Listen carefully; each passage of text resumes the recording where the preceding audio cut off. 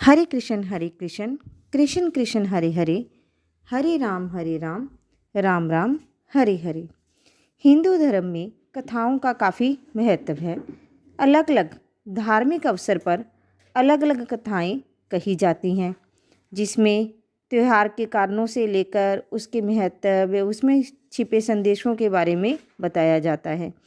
ऐसी ही एक लोक कथा लपसी व तपसी की भी है, जिसे खास तौर पर कार्तिक महीने में पढ़ने, कहने व सुनने का विधान है।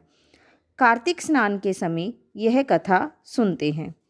आज मैं आपको वही कथा बताने जा रही हूँ। लपसी व तपसी दो भाई थे। इनमें लपसी सवा सेर लापसी बनाकर भगवान को भोग लगाकर ही खुद खा लेता था, जबकि तपसी भगवान की तपस्या में ही लगा रहता था। एक दिन दोनों में इस बात को लेकर विवाद हो गया कि दोनों में भगवान का बड़ा भक्त कौन है। लपसी ने कहा कि सवा सेर लापसी का भोग लगाकर वह फिर खाता है तो वह सबसे बड़ा भक्त है, और तपसी ने कहा कि मैं तो सारा दिन भगवान की तपस्या करता हूँ, इसीलिए मैं बड़ा भक्त हूँ।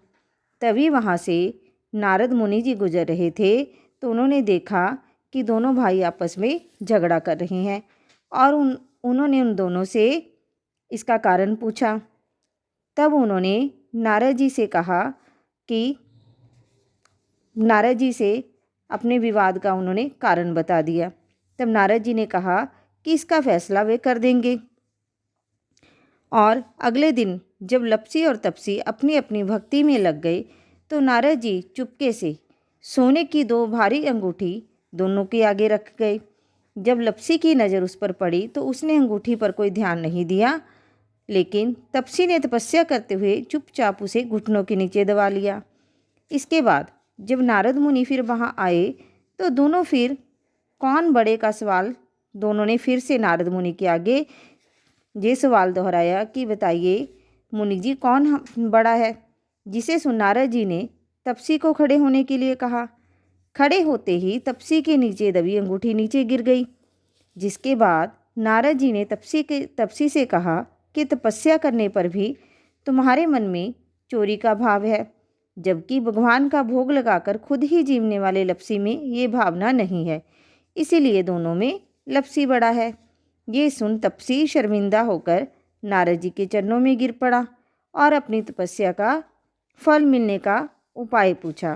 तब नारद जी ने कहा कि यदि कोई गाय और कुत्ते और अन्य बेबस जानवरों को रोटी नहीं बनाएगा, गरीबों को भोजन कर दक्षिणा नहीं देगा और दिए से दिया जलाएगा, तो उसके पुण्य का फल तुझे मिलेगा। इसी तरह यदि कोई सहारी कहानी सुनकर तुम्हारी कथा नहीं सुनेगा, तो उसका पुण्य फल भी तुझे ही मिलेगा।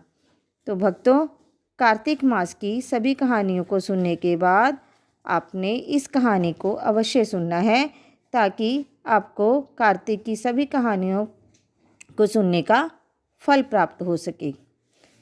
जय श्री कृष्णा।